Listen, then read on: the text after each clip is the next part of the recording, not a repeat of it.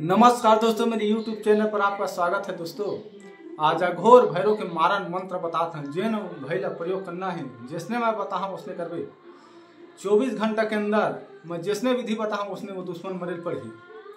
मैं ओकर विधि बताता हूँ। तोला ले लगी एक खप्पर, अतना बोल के एक खप्पर, वो खप्पर अंदर 4 ठा देसी अंडा, 16 सिंगार, 1 ठा नरियर, 7 बंगला पान, 7 सुपारी, 7 लौंग इलायची, बंधन चूड़ी पाट, अगरबत्ती, 5 प्रकार के मिठाई, पूरी रोटी 7, खीर बिना शक्कर के, 11 नींबू, 3 ठा झंडा सादा लाल काला, अपना सामान तो रखना है।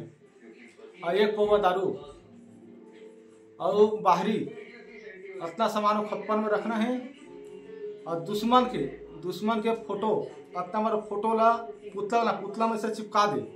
चिपका के बाद वो खप्पर के सामने रख। खप्पर में 4 मुखी दीपक जलाए के बाद दारू और कलेजा से हवन करना है।